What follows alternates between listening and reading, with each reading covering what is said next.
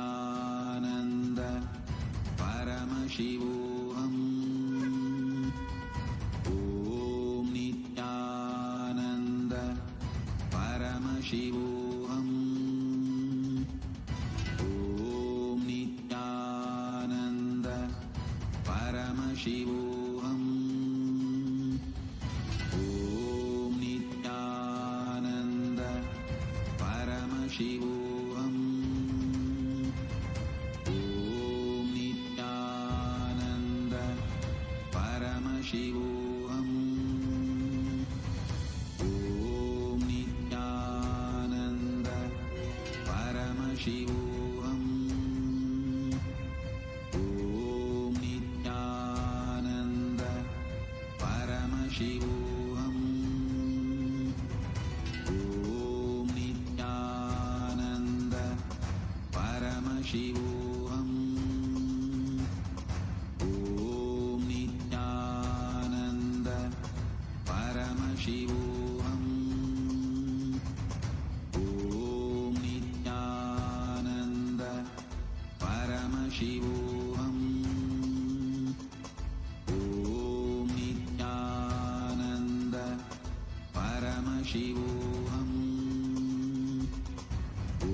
Om Nithyananda Paramashivoham. Om Nithyananda Paramashivoham. Om Nithyananda Paramashivoham. Om Nithyananda Paramashivoham. Om Nithyananda Paramashivoham. Om Nithyananda Paramashivoham. Om Nithyananda. Your fears, incompletions, insecurities, nothing is needed for you to exist. Paramashiva alone is enough for you to live absolutely, blissfully, celebrating, fulfilled, complete, intensely. Paramashivoham.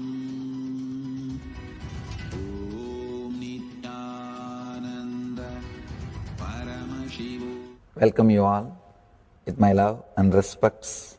Before entering into the sutras, I want all of you to just sit for a few seconds. Sit straight and just prepare yourself. Because this understanding about which I am going to talk gave me the courage to leave the home. Today's subject is Maya. Actually, many times, the young age I used to think I should leave the home, go around, live a sannyas life. Suddenly, one day, when I was reading one of the Shankara's work on this Maya, somehow the concept clicked.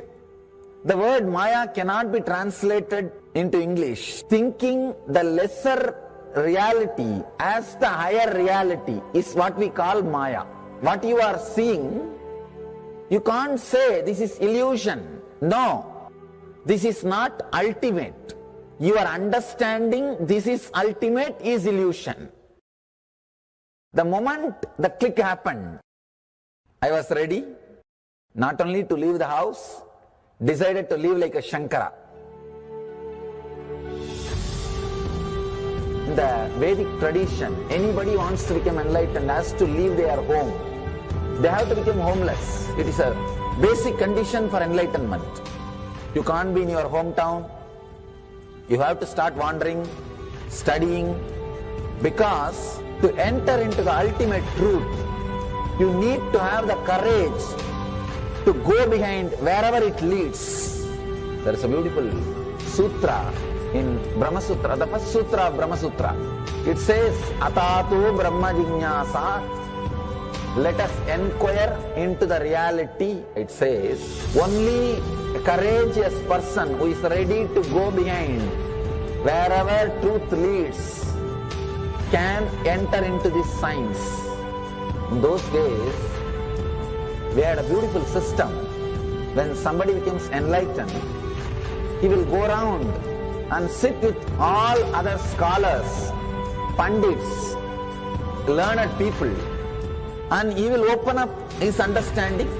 The other person will open up his understanding.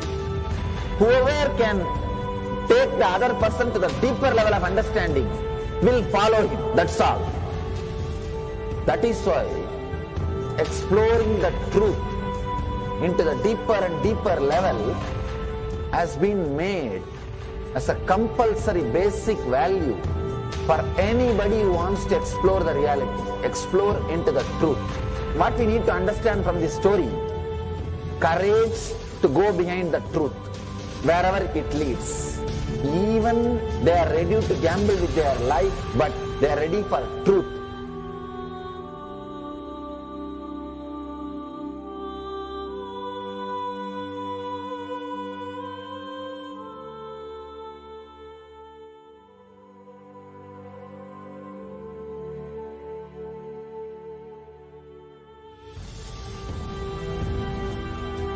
If you accept or start working on the reality, whatever you see can be Maya. It feels as if the ground on which you are standing is opening or giving way, is taken away. It needs courage. It may suddenly open a new door to you. You must be able to go into the door, only then you can see the next door. Because I am trying to reproduce the same understanding and experience which happened in me. Understand? When I understood that Maya, the concept of Maya, it gave me so much of joy and courage to do anything. I decided I will live like a Shankara. There is every possibility you will catch the glimpse. I am not telling you will run away from a home. You will have the same energy and excitement and liberation when you realize this truth. If this one concept Maya is understood logically by you, no suffering can make low curve in you. Nobody can exploit you easily. If you can just open that courage, this understanding can open new doors for you. If you understand this clearly, you will have the courage. If you have little courage, you will have understanding. It's like a circle. Who will start first? I represent KAILASA nation led by Supreme Pontiff of Hinduism, Sri Nithyananda Paramashivoham, which speaks on behalf of 2 billion Hindus around the world who do not have a voice representing them in these international forums.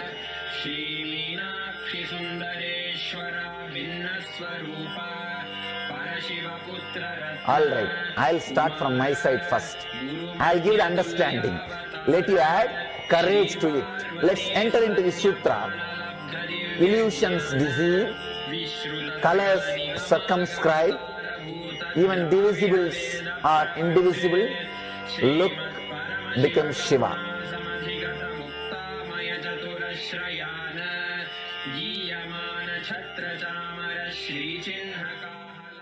Welcome you all with my love and respects. Before entering into the sutras, I want all of you to just sit for a few seconds. Sit straight and just prepare yourself. Because this understanding about which I am going to talk gave me the courage to leave the home. Today's subject is Maya. Actually, many times, the young age I used to think I should leave the home, go around, live a sannyas life. Suddenly, one day, when I was reading one of the Shankara's work on this Maya, somehow the concept clicked. The word Maya cannot be translated into English. Thinking the lesser reality as the higher reality is what we call Maya. What you are seeing, you can't say this is illusion. No, this is not ultimate. Your understanding this is ultimate is illusion. The moment the click happened, I was ready not only to leave the house, decided to live like a Shankara. In the Vedic tradition, anybody who wants to become enlightened has to leave their home. They have to become homeless. It is a basic condition for enlightenment. You can't be in your hometown. You have to start wandering, studying, because to enter into the ultimate truth, you need to have the courage to go behind wherever it leads. There is a beautiful sutra in Brahma Sutra, the first sutra of Brahma Sutra. It says, Atatu Brahma Jignasa. Let us inquire into the reality. It says, only a courageous person who is ready to go behind wherever truth leads can enter into this science. In those days, we had a beautiful system. When somebody becomes enlightened, he will go around and sit with all other scholars, pandits, learned people, and he will open up his understanding. The other person will open up his understanding. Whoever can take the other person to the deeper level of understanding will follow him. That's all. That is why exploring the truth into the deeper and deeper level has been made as a compulsory basic value for anybody who wants to explore the reality, explore into the truth. What we need to understand from this story, courage to go behind the truth, wherever it leads. Even they are ready to gamble with their life, but they are ready for truth.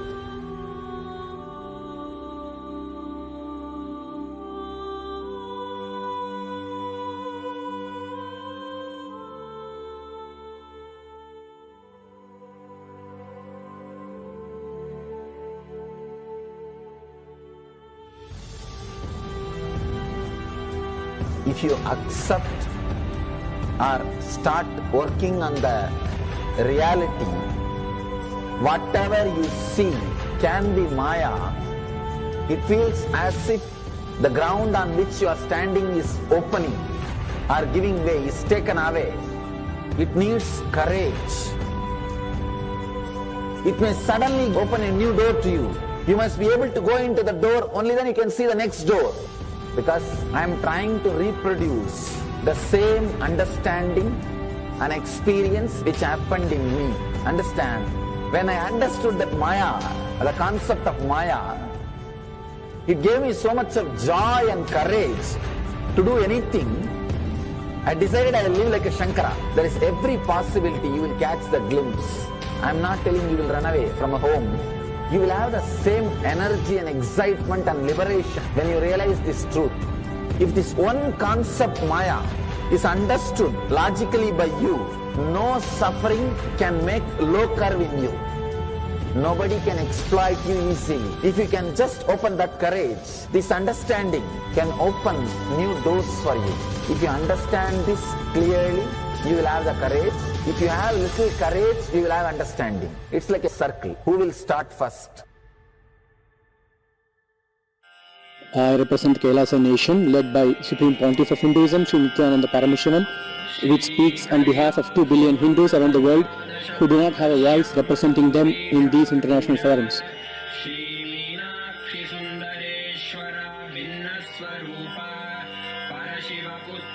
Alright, I'll start from my side first. I'll give the understanding.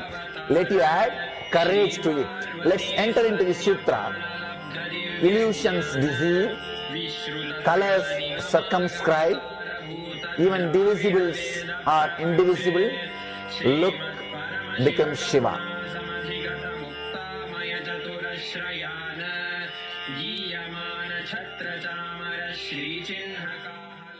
Welcome you all with my love and respects.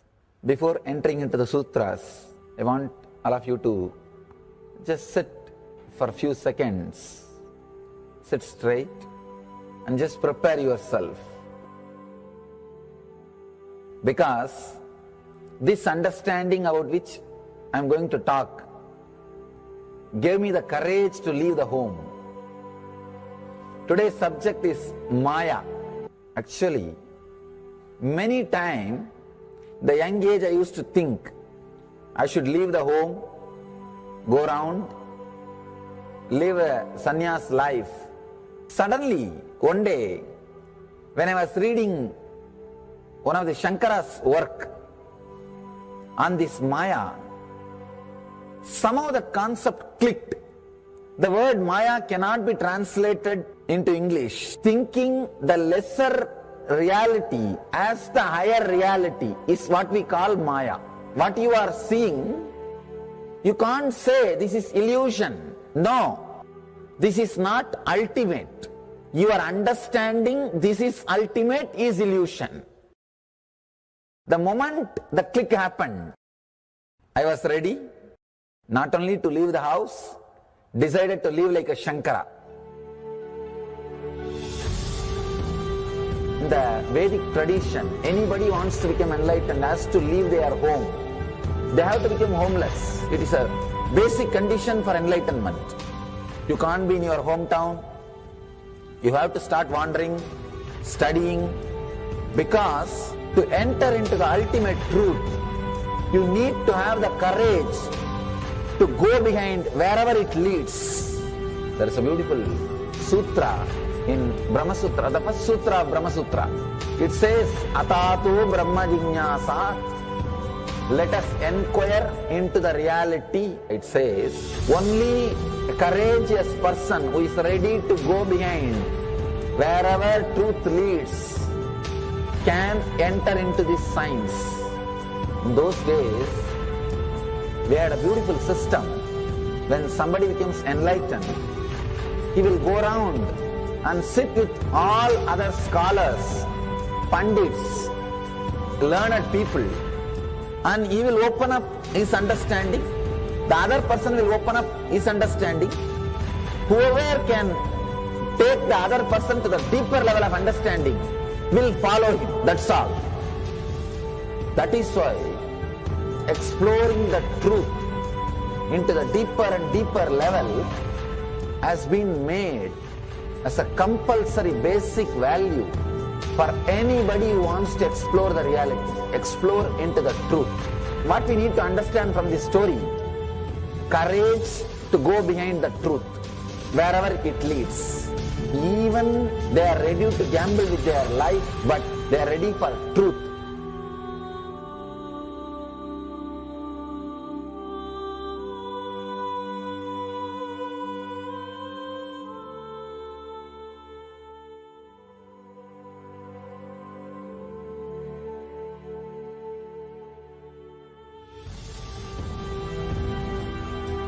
If you accept or start working on the reality, whatever you see can be Maya. It feels as if the ground on which you are standing is opening or giving way, is taken away. It needs courage. It may suddenly open a new door to you. You must be able to go into the door, only then you can see the next door. Because I am trying to reproduce the same understanding and experience which happened in me. Understand? When I understood that Maya, the concept of Maya, it gave me so much of joy and courage to do anything. I decided I will live like a Shankara. There is every possibility you will catch the glimpse. I am not telling you will run away from a home. You will have the same energy and excitement and liberation when you realize this truth. If this one concept Maya is understood logically by you, no suffering can make low curve in you. Nobody can exploit you easily. If you can just open that courage, this understanding can open new doors for you. If you understand this clearly, you will have the courage. If you have little courage, you will have understanding. It's like a circle. Who will start first? I represent KAILASA nation led by Supreme Pontiff of Hinduism, Sri Nithyananda Paramashivoham, which speaks on behalf of 2 billion Hindus around the world who do not have a voice representing them in these international forums.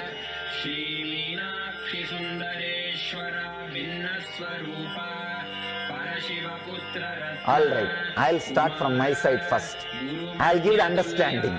Let you add courage to it. Let's enter into the sutra. Illusions deceive, colors circumscribe, even divisibles are indivisible. Look becomes Shiva.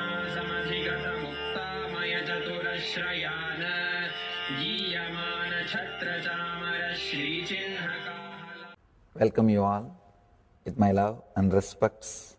Before entering into the sutras, I want all of you to just sit for a few seconds.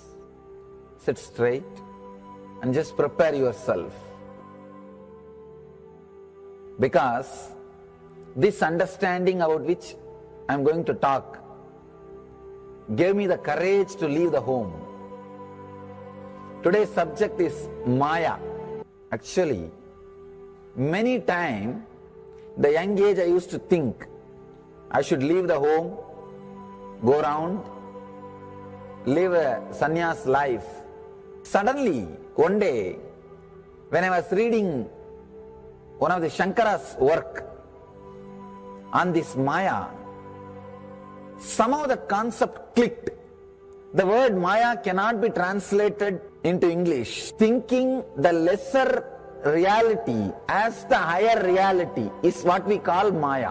What you are seeing, you can't say this is illusion. No, this is not ultimate. Your understanding this is ultimate is illusion. The moment the click happened, I was ready not only to leave the house, decided to live like a Shankara. In the Vedic tradition, anybody wants to become enlightened has to leave their home. They have to become homeless. It is a basic condition for enlightenment. You can't be in your hometown. You have to start wandering, studying, because to enter into the ultimate truth, you need to have the courage to go behind wherever it leads. There is a beautiful sutra in Brahma Sutra, the first sutra of Brahma Sutra. It says, Atatu Brahma Jignasa. Let us inquire into the reality. It says, only a courageous person who is ready to go behind wherever truth leads can enter into this science. In those days, we had a beautiful system. When somebody becomes enlightened, he will go around and sit with all other scholars, pandits, learned people, and he will open up his understanding. The other person will open up his understanding. Whoever can take the other person to the deeper level of understanding will follow him. That's all. That is why exploring the truth into the deeper and deeper level has been made as a compulsory basic value for anybody who wants to explore the reality, explore into the truth. What we need to understand from this story, courage to go behind the truth, wherever it leads. Even they are ready to gamble with their life, but they are ready for truth.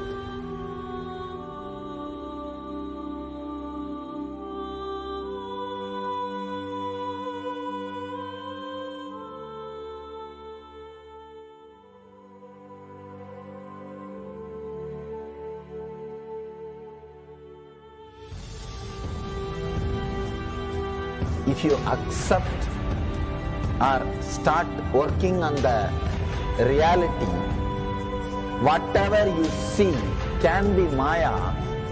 It feels as if the ground on which you are standing is opening or giving way, is taken away. It needs courage.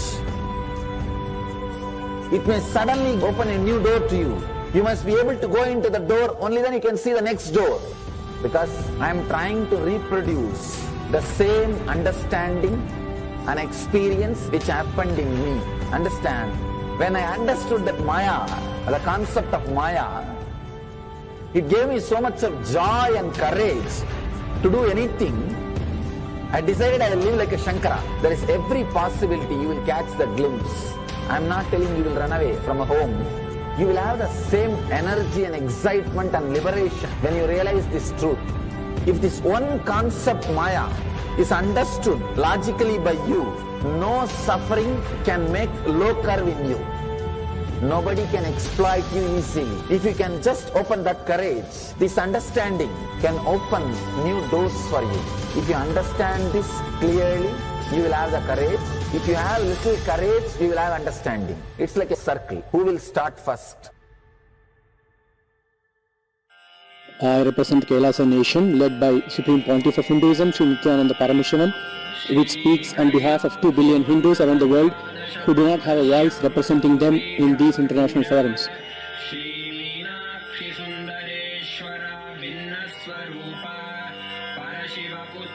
Alright, I'll start from my side first. I'll give the understanding. Let you add courage to it. Let's enter into the sutra. Illusions deceive, colors circumscribe, even divisibles are indivisible. Look, become Shiva.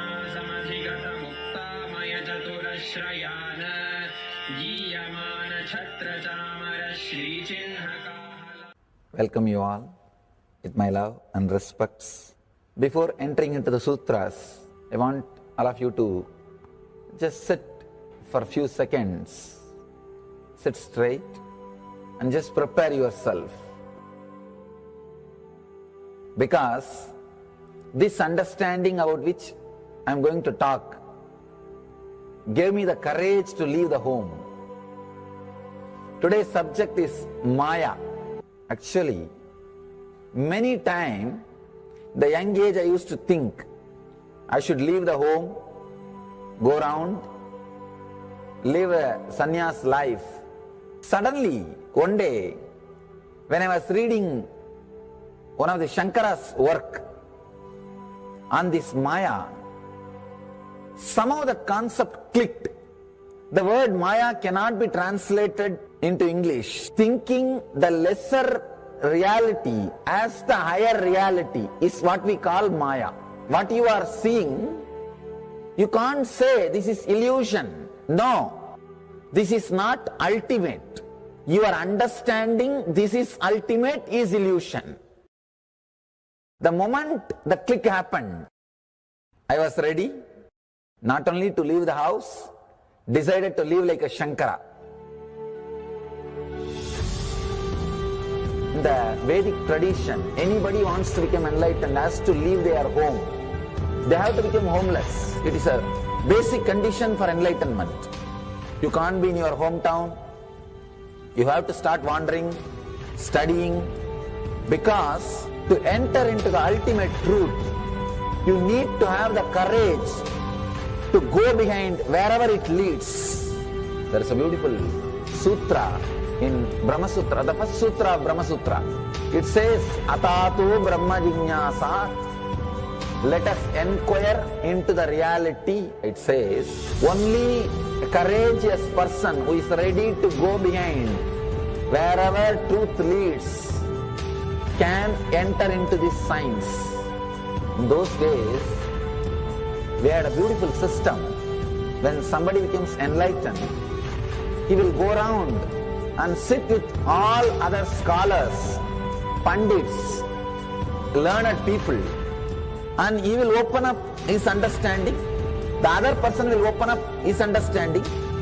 Whoever can take the other person to the deeper level of understanding will follow him. That's all. That is why exploring the truth into the deeper and deeper level has been made as a compulsory basic value for anybody who wants to explore the reality, explore into the truth. What we need to understand from this story, courage to go. Paramashivoham Nithyananda Paramashivoham Yes, Nithyananda. It was a wonderful yoga segments. It's a quick yoga segments as we are today preparing for the final day of Paramashivoham Level 3 Season 2.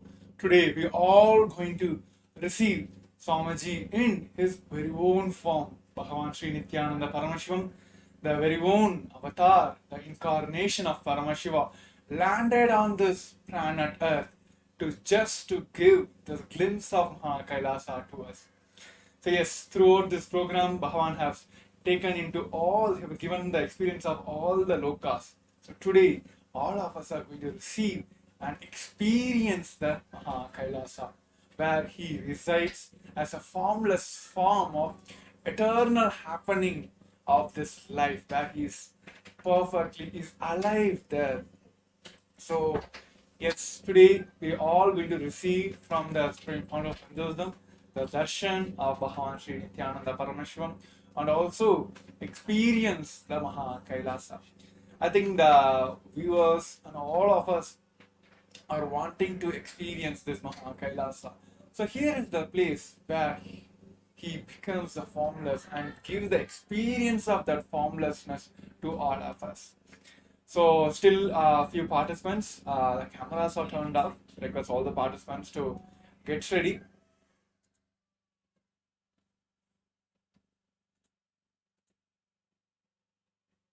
Today is the final day, and also today is the day where Sundareshwara taken over the ruling from the Meenakshi. Today we're going to also witness the Pattabhishekam of Sundareshwara Paramashiva, while the supreme fount of Hinduism is also the 293rd Guru Maha Sannidhanam of Madurai Shyamala Pita Sarvanya Pita, the lineage where Devi Meenakshi herself, through that Sarvanya Pita, where Meenakshi herself ruled all the 56 nations at a time, all the Akhand Bharat.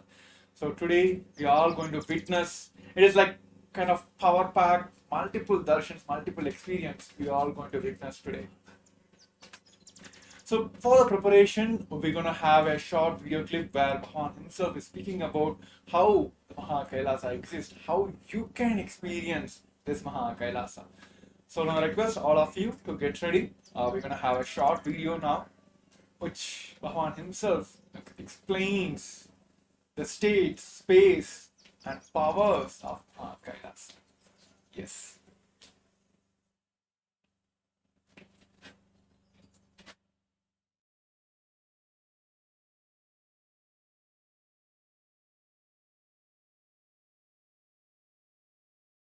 Los Angeles KAILASA is one of the connection points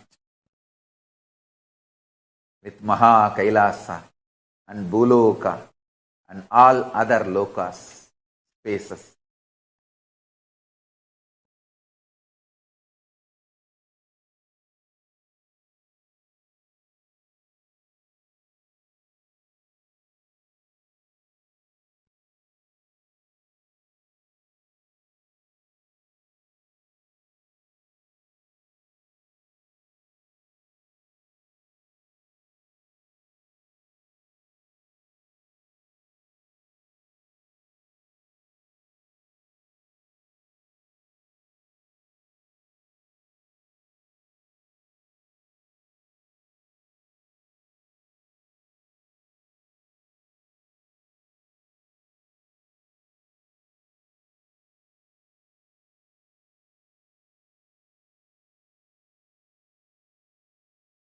Los Angeles KAILASA is literally place where Paramashiva's being exists.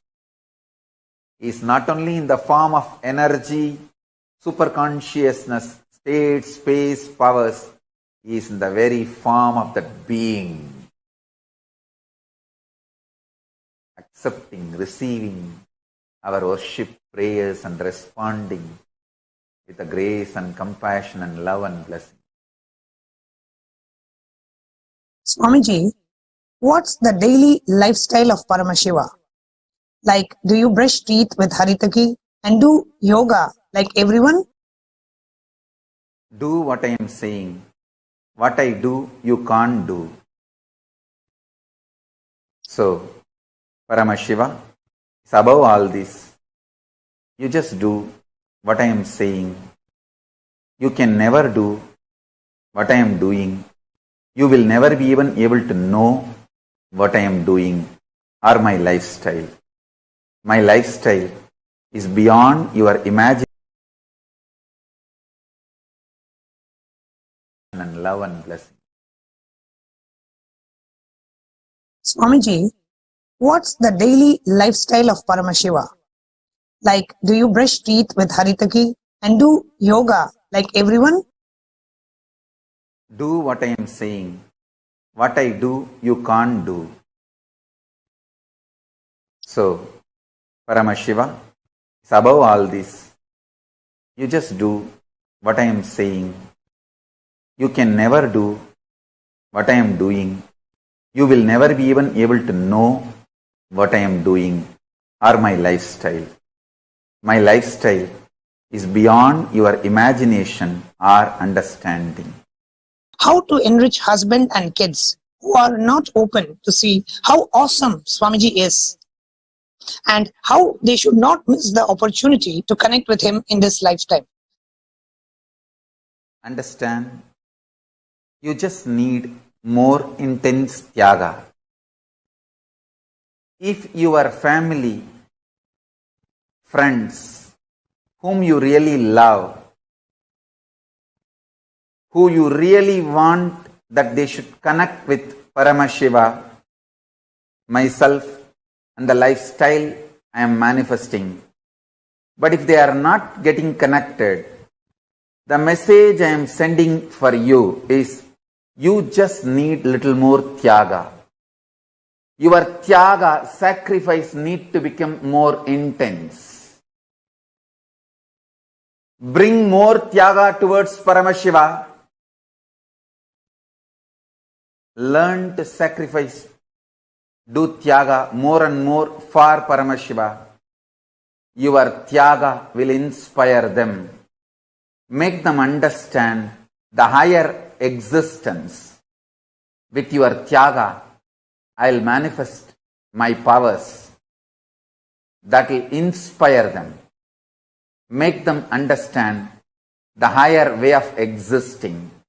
They will automatically be connected to me. Pranams at your divine lotus feet, Swamiji. Thank you for the blessing of Paramashivoham Level 2. My question is, I had the cognition up until now that in order to move beyond lower vibrational emotions like fear, anger, shame, guilt, etc., a person should not suppress those emotions, because suppressed negative emotions can result in disease.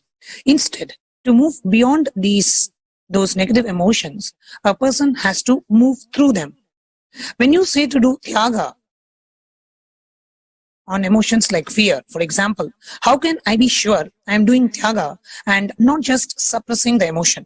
Can you help me understand what it means to do tyaga on emotions? Thank you, Swamiji. Many principles, cognitions you carry from the modern day psychology, psychiatry, psychosomatic, so-called sciences are disastrous, dangerous, destructive, demonic. Those cognitions came from sick mind to keep the humanity sick forever. This is the largest psychological terrorism done on humanity. Modern day psychology is the root cause of all the psychological sickness of humanity. The false, wrong principles they taught are the reason for all the sufferings of the modern day humanity. Tyaga is not suppression. That's the first truth you need to know. Second truth, you can never go through them and come out of them. Third truth, renounce everything you know about you.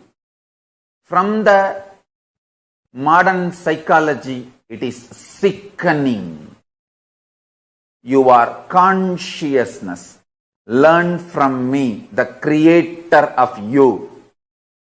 I am giving you the owner's manual. Vedas and Agamas. Learn from me. You are consciousness.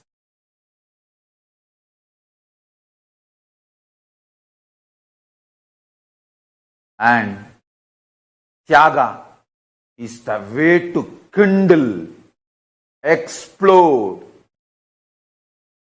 the pure consciousness.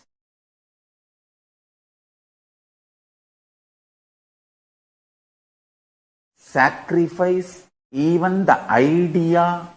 If you suppress your fears, it will come out as disease, because the whole thing is false. Whole thing is false. Neither your fear is truth, nor the principle, if you suppress your fears, it will come out as disease, is true. Both are false. Renounce both.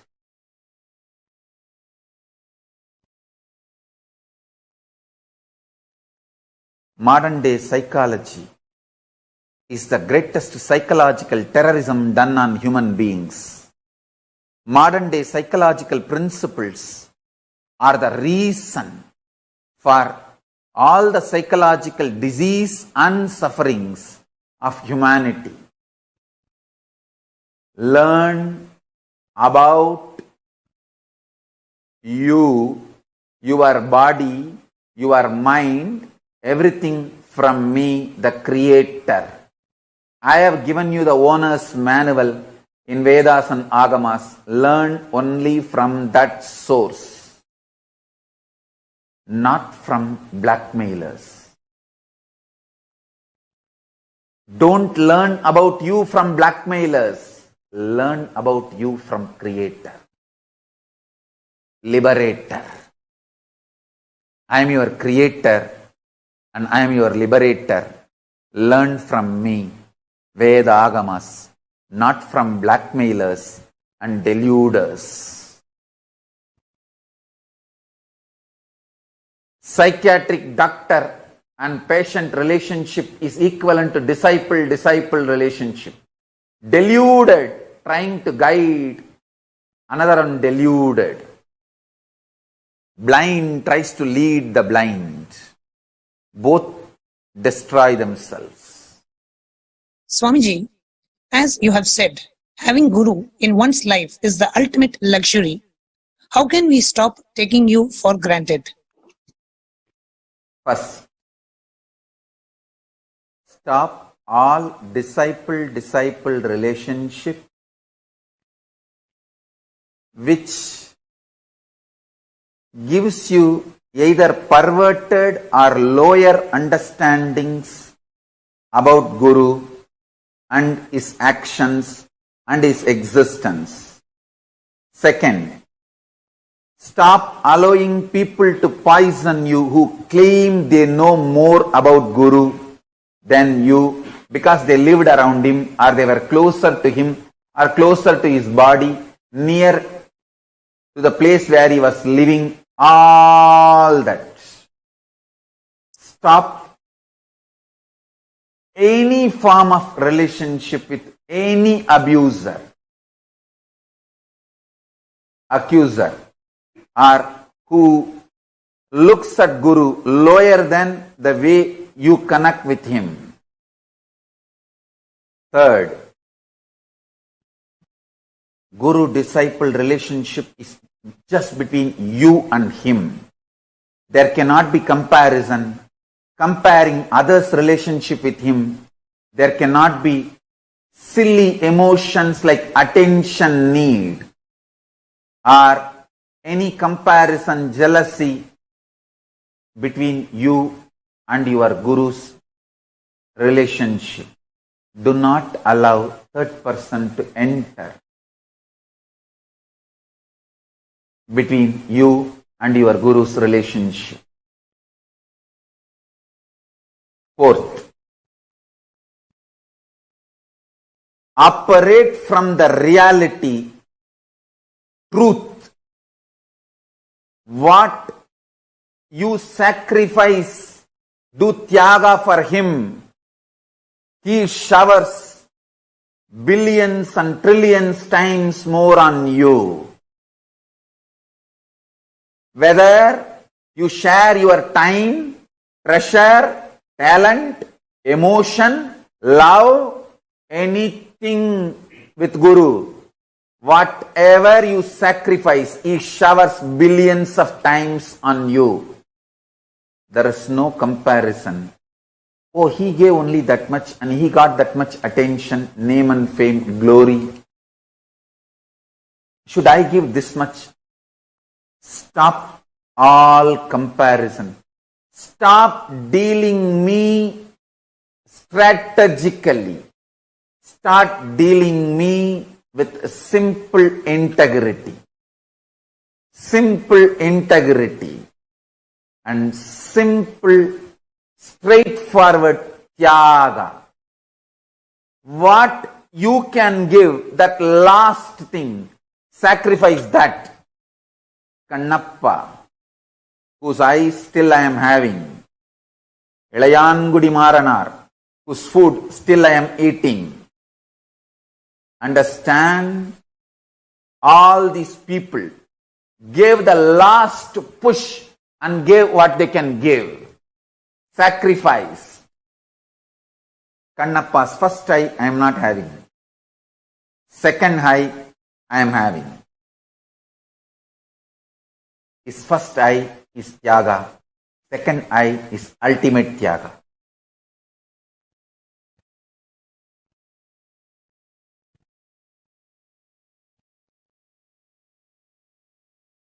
When Ilayangudi Maranar and his wife cooked food for me, they tied cloth on their nose because they did not eat for 3 days. If they smell the food, their mouth may give saliva, so food will be dirtied because mentally they wanted to eat. Uchishta. So they tied the cloth and cooked for me. That tyaga still I am enjoying. Understand? The relationship between you and me is absolute tyaga based. You give your ultimate, I give my ultimate. It is not strategic. It is tyaga. Undeniable tyaga. I don't care who gives what. Is it the last thing he is giving? That is what I care. Millions of people give food. I don't eat. Ilayangudi Maranar. The last seed rice he had, he cooked and gave. That is the last he has. That decision, that will persistence, that tyaga is what I am enjoying. And I showered myself for him, on him, forever.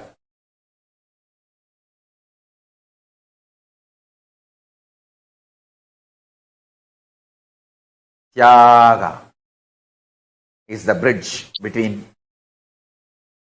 Guru and disciple, not any other strategy. Fifth, simple one-liner. Simple attachment, simple obedience. That's it.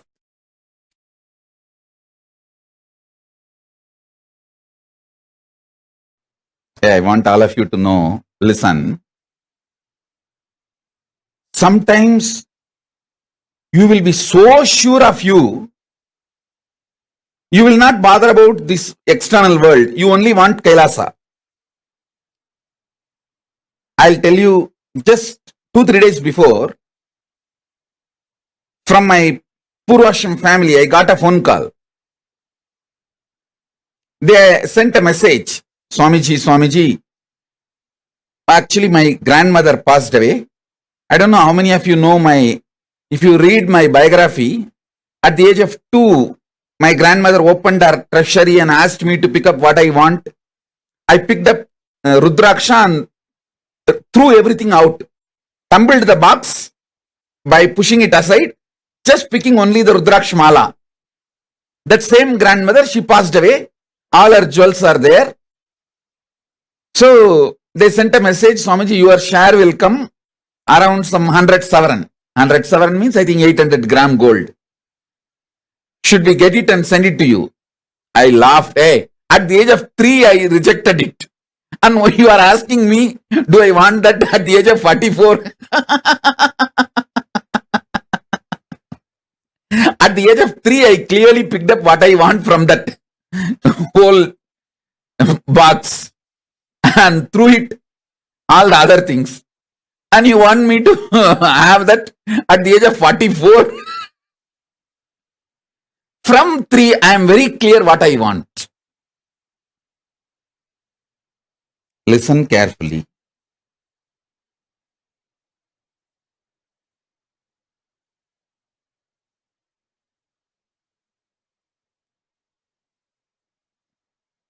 The consciousness I carry now at this moment is Turyatita Turyatita. Listen.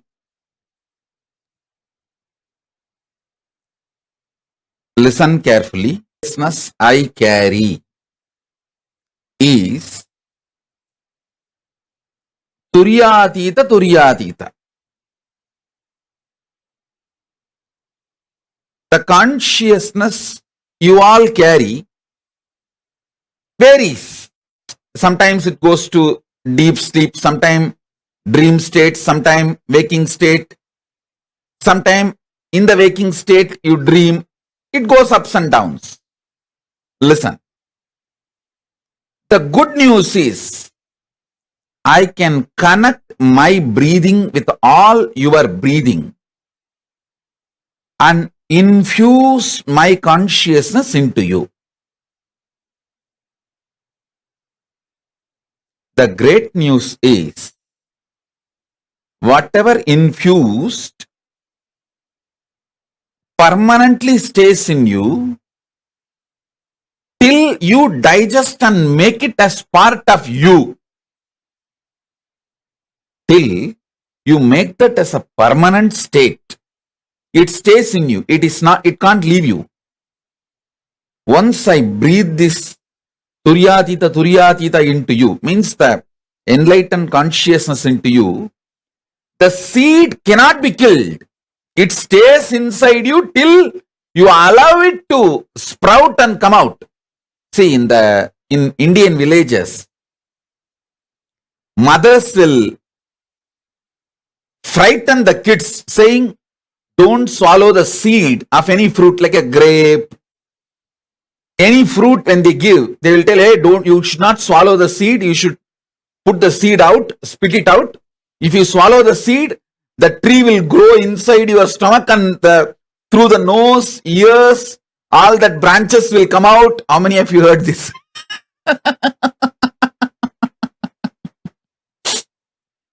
Because moms don't want that seed to get stuck in your throat.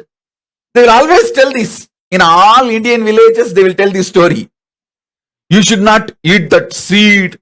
If you eat that seed, that tree will sprout in your stomach and then branches will come out through your ears, nose and mouth. So listen, same way, the enlightened consciousness which I am putting inside you, till it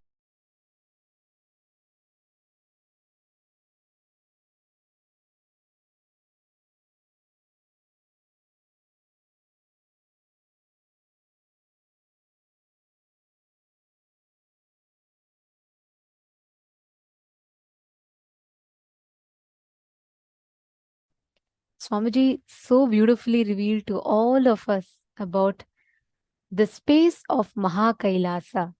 What does it mean to manifest that formlessness inside of us? What did each of you click with in what Swamiji revealed just now? Can I request all the participants to share? I see so many hearts, so many messages on the chats. What did each of you understand as a space of Mahā KAILASA?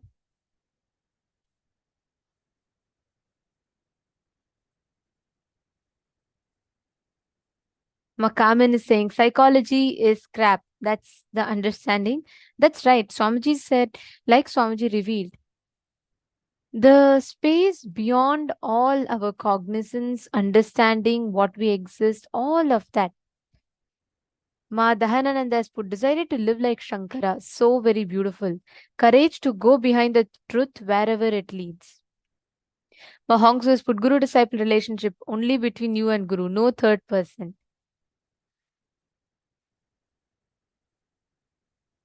Beautiful. See, the space of Mahā KAILASA is the ultimate space where we exist as Paramashiva, we exist in our ultimate Paramashanta Swarupa, just in that space of pure oneness with Paramashiva. And that is what is the space of Mahā KAILASA.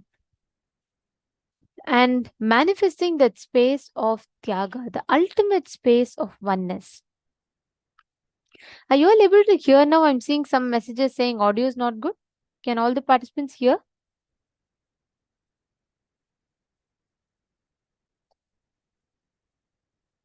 Okay, great.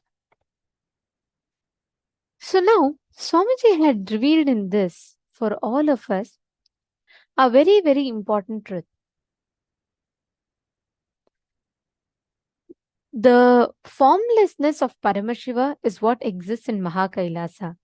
You need consciousness, the free will, which can do right or wrong to move to enlightenment zone or the highest planes. The moment you move to the higher planes, you will experience the space of enlightenment where there is nothing other than you that exists. That is just pure enlightenment, the state of enlightenment. And what is the way? The password to connect to Mahā KAILASA is Mahavakya. And Mahavakya is the space that opens up our Dwadashanta, which is 3 fists or 12 fingers breadth above the Sahasrara chakra is the Dwadashanta. And literally Dwadashanta is the portal that opens us up, the points that opens us up to connect to Mahā KAILASA. So there are multiple connecting points. So far, of course, one is the Biddi banyan tree.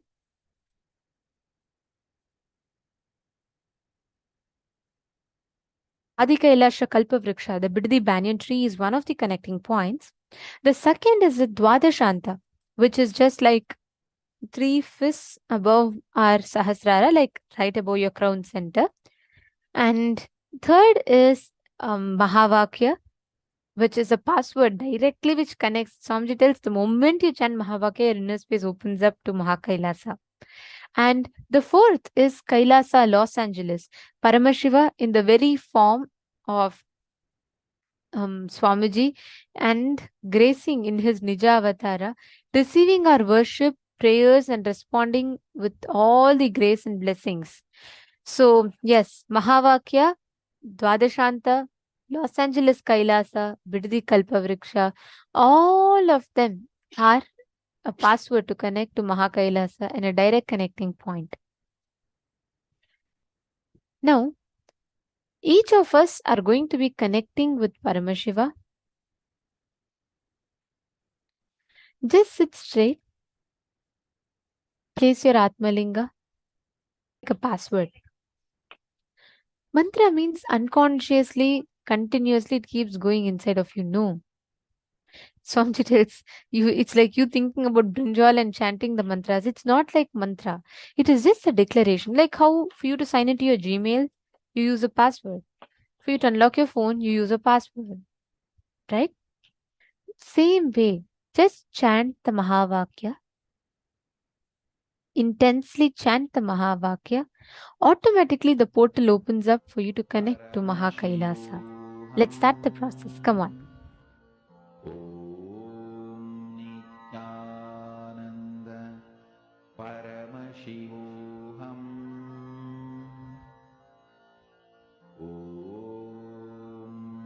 Nithyananda Paramashivoham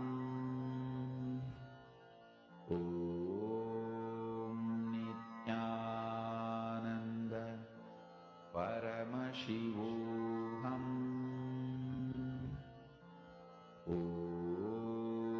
Nithyananda Paramashivoham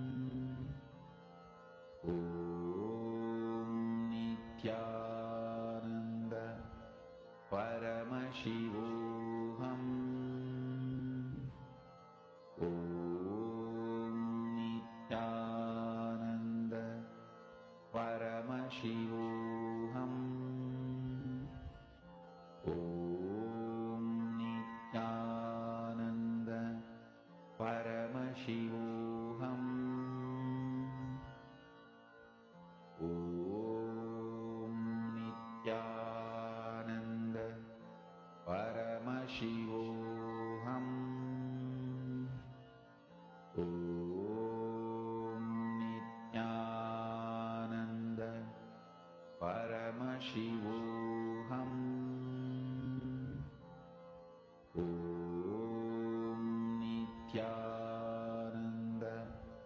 Paramashivoham. Om Nithyananda Paramashivoham. Om Nithyananda Paramashivoham.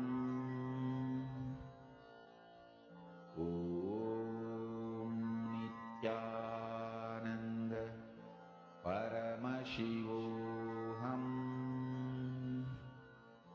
Om Nithyananda Paramashivoham. Om Please relax. Nithyananda Paramashivoham. Yes, all of you can slowly, very slowly, please open your eyes. Nithyananda Paramashivoham. Om Nithyananda Paramashivoham. Today, all of us, for every one of us, we are on the 21st day of Paramashivoham, and very, very soon, we're all going to be receiving the darshan, live darshan of Kalyana Sundaramurti and our beloved Swamiji.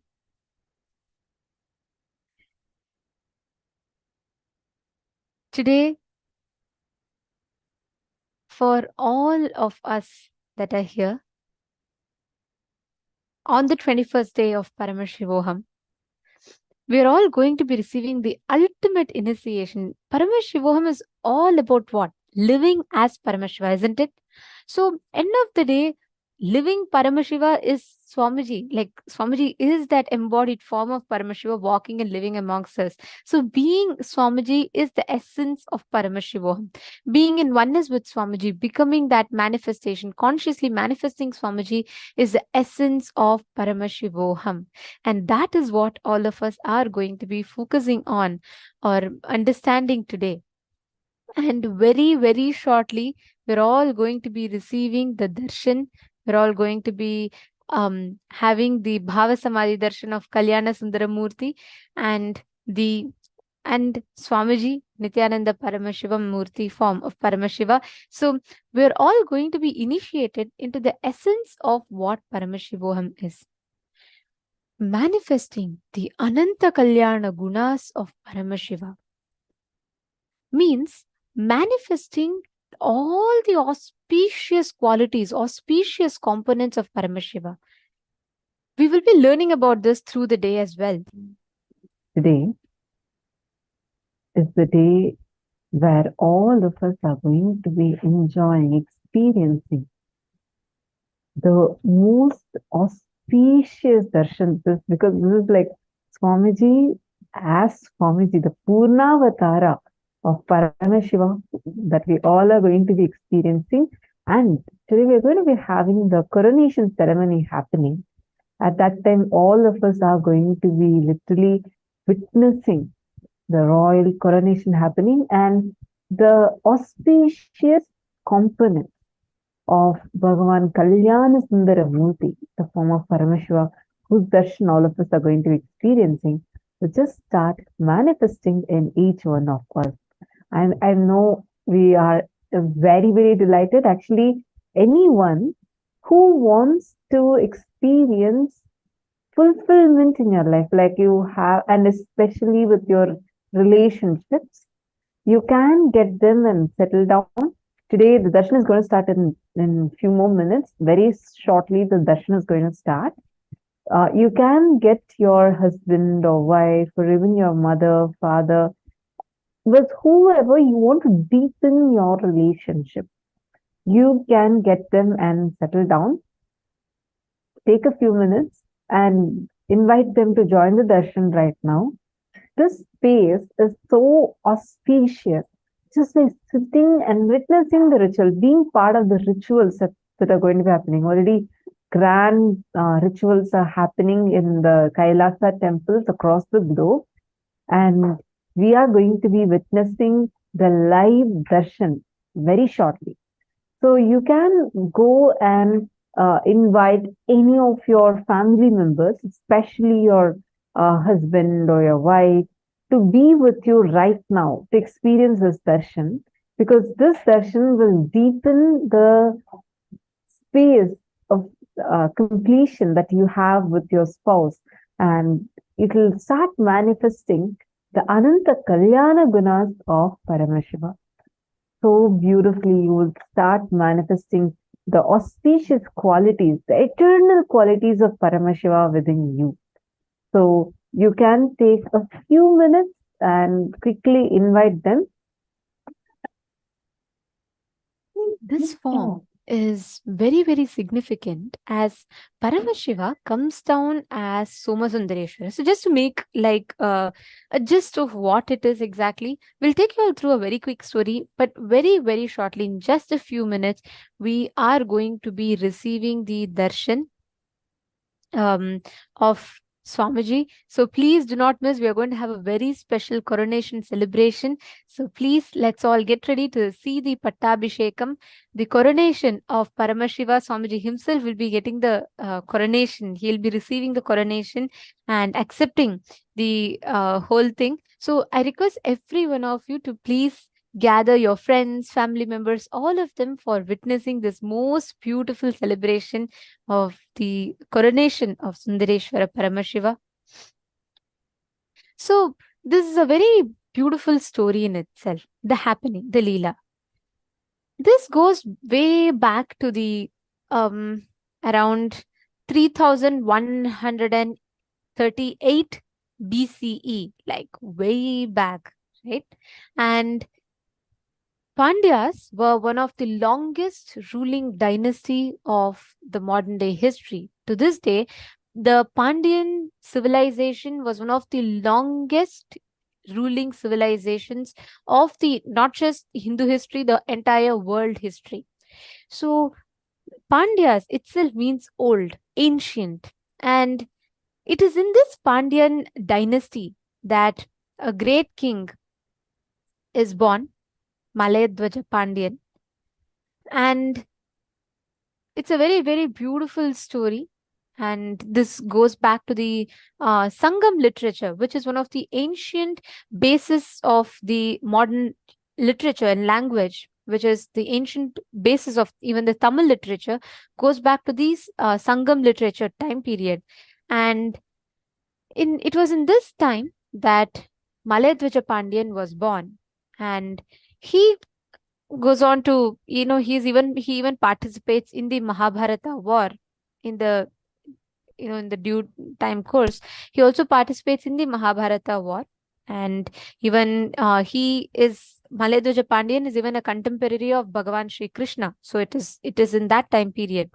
And what happens is to Malayadwaja Pandyan, Malayadwaja Pandyan and Devi Kanchanamala, the couple, are childless for a long period of time. And they pray to Paramashiva and they pray to Devi Parashakti. They perform the Putra Kameshti Yajna. And Devi, pleased with their performance, their Yajna, she herself blesses them and tells she will be born as their own child. This also has another, a little bit of a history to it, that Devi Kanchanamala actually in her previous birth had performed, was a very great devotee of Devi, and she had performed intense penance to receive Devi herself as her child. And so to fulfill that boon, Devi herself appears and blesses the couple, saying she herself will be born as their child. And so from the fire, a young 3-year-old girl walks out of the fire. And she walks out with 3 breasts, which is not normal, right? So she comes out and the Divya Sharira, the Ashariri voice tells that the moment Devi meets her divine consort, her 3rd breast would disappear. The couple, extremely rejoiced with this auspicious happening, they name her as Tadadagai, and she is brought up with all the best, most auspicious qualities she's bought with, she's taught everything: warfare, archery, administration. She masters all of this. And as she grows up, it is time for her marriage age to come. And the couple are looking for, finding the best groom, because she grew up learning all the martial arts and she became a fine warrior who excelled particularly in archery, sword fighting. She also mastered all the 64 arts, including music and arts, dance, Vedas, Shastras. And she grew up to become an able, wise, and a just administrator. And Malayadwaja Pandyan, at this point in time, he fights from the Pandavas' side during the Kurukshetra war, during the battle. And Malayadwaja, actually, even during the battle, it is recorded in the Mahabharata, in the Drona Parva, in the 23rd chapter. It is recorded that Malayadwaja Pandyan directly fights against the Dronacharya, the teacher of both the Pandavas and Kauravas. And Malayadwaja goes on further to take on Drona's son Ashwathama, and that is in that battle he gets killed, as per the Mahabharata. And after the death of her father, Princess Tattadagai, Meenakshi, ascends the throne, and she takes the oath as the queen of Madurai. And before this, just before Malayadwaja Pandyan goes on to the war, he is looking for a suitable groom for Devi Meenakshi. Meenakshi goes on to conquer every world, not just Bhuloka. She conquers all the universes. She fights and wins over everyone. And there is nothing left to conquer. The moment people have the darshan of Devi Meenakshi, they surrender their kingdoms to her, because she leads the whole civilization towards enlightenment. Finally, the only place remaining to be conquered, naturally, is Kailasa. Devi Meenakshi goes on to march even towards Kailasa, to conquer Kailasa. And the moment all the Bhutaganas, everyone see Devi Meenakshi, it is so beautifully described that they fail to fight her. They cannot fight her. Even Nandi, the lord of the whole Kailasa, who guards the whole Kailasa, the moment he sees Devi Meenakshi, he only feels that of, the feeling of seeing a mother. So he is unable to fight. So it happens that all the Shivaganas lose the battle with Devi Meenakshi. Meenakshi goes on conquering each of them. She conquers all the Bhutaganas. She conquers Gundodara. Then Nandi comes. She conquers even Nandi. Finally, Nandi says, Paramashiva, only you can come and save us. And Paramashiva comes. The moment Meenakshi meets Paramashiva, her third breast disappears. The moment her three eyes locks into Paramashiva's three eyes, she realizes that she is Devi herself. She is Paramashiva's own extension. She realizes Paramashiva as her divine consort. She just falls in love with Paramashiva and awakens, experiences that highest enlightenment. And the moment she realizes this, she prays to Paramashiva and requests Paramashiva to accept her. And Paramashiva blesses her, saying he himself will come down as Somasundareshwara. And Devi, though, has one condition for this. She tells Paramashiva that, in Bhuloka, in Madurai, they're all like, we all live a completely different life as opposed to in Kailasa. So she tells Paramashiva to come in the form of a traditional groom. Paramashiva, in his all compassion, he says, not just a traditional groom, he'll come in his best form. So he's called as Sundareshwara, the most graceful and beautiful form of Paramashiva. So Paramashiva walks the streets of Madurai as Somasundareshwara, adorned with all the jewelries, the finest of jewelry, the finest of clothes. He's adorned with everything as he walks the streets of Madurai. And he reaches the palace, and King Malayadwaja Pandyan and Kanchanamala hand over Devi Meenakshi to Somasundareshwara, and this celestial wedding happens with so much of grandeur and so much of a celebration.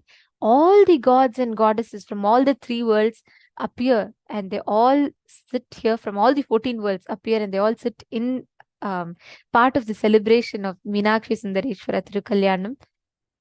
There's an elaborate description that is given.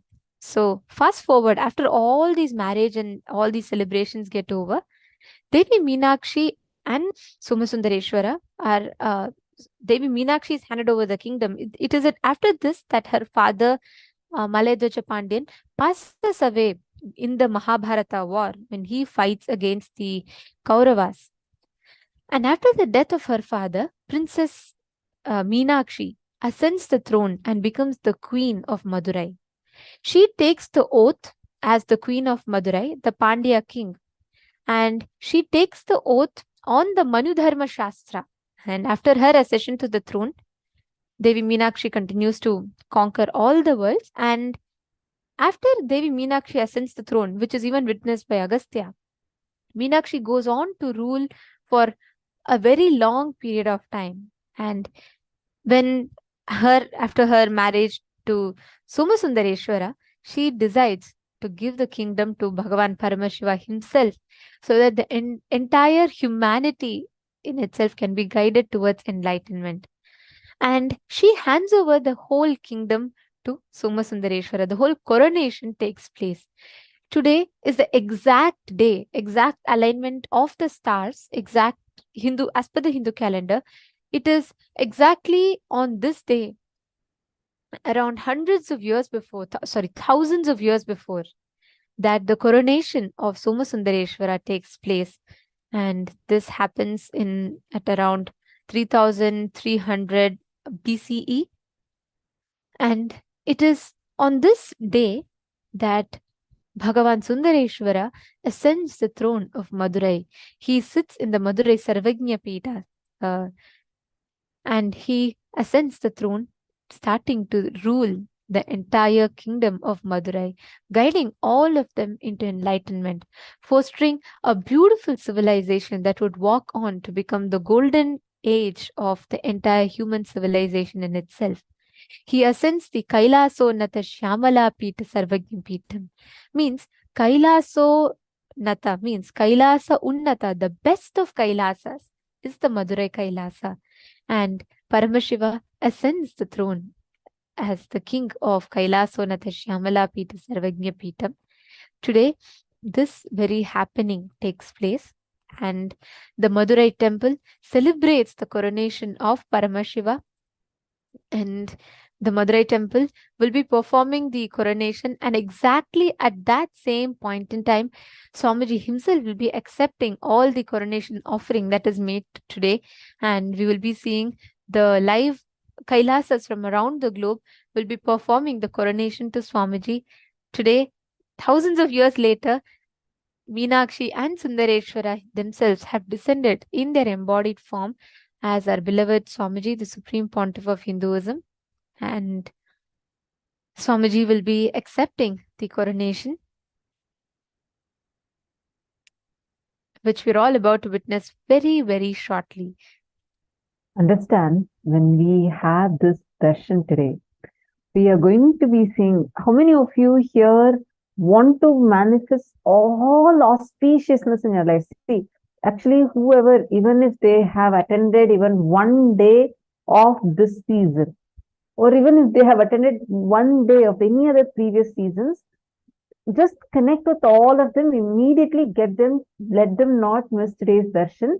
Because today, when you are having the darshan of Swamiji in this format, Kalyana Sundara Murti and our beloved Swamiji, it will actually, you'll see in a very, very, very beautiful way. Swamiji will just shower all of them with so much of auspiciousness, mangalatva, and whatever they are wanting from life, everything will start manifesting. So you can invite all of them, immediately take a few minutes, and you all can go ahead and invite all your friends, whoever has attended even one day of the program. Go ahead and give them an invite. I see more and more participants joining. Actually, some participants do not know that the darshan is starting now. So take a few minutes. We request everyone to immediately go ahead and invite all your friends. If you just look around, if you do not find your friends over here, take a moment and invite them. Ma Mohini Lata saying, Ma, today I want to do full day program. Wonderful. Yes, welcome. We are going to be having the full day program.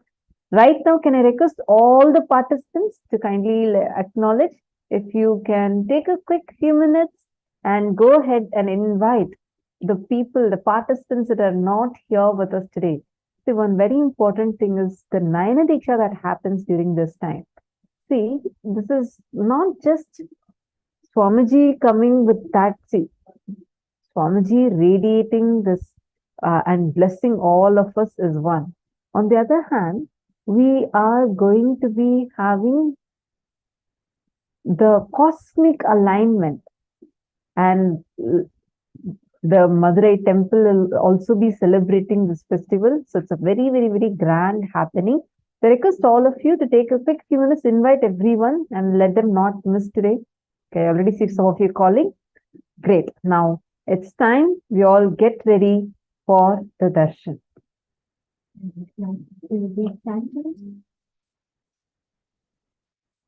We will now be chanting the Dhyana Shloka, the exact sacred chant, which describes the form of Paramashiva with which he appears in Madurai to accept Devi Meenakshi. And we are all going to be now chanting the Dhyana Shloka, meditating on that form of Paramashiva.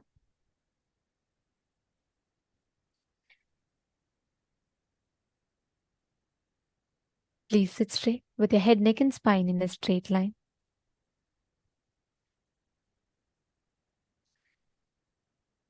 Sinduraparam trinetram yugabhuja sahitam harakeyurabhusham divyairvastrairvritangam varasamuchitalasad veshayuktam shubhangam Vande Kalyanamurtim Karatalakamale Devi Hastam Tathanam Haste Tankam Mrigam Chatatamavadharam Bhaddhagandendu Chudam. Now,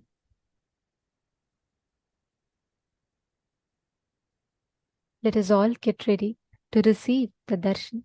Please chant the Mahavakya. Let us get ready to receive, witness the cosmic celebration of Meenakshi Sundareshwara Tirukalyanam. Please sit straight with your head, neck and spine in a straight line. Chant the Mahavakya. Om Nithyananda Paramashivoham. Chant the Mahavakya. Paramashivoham. You're having.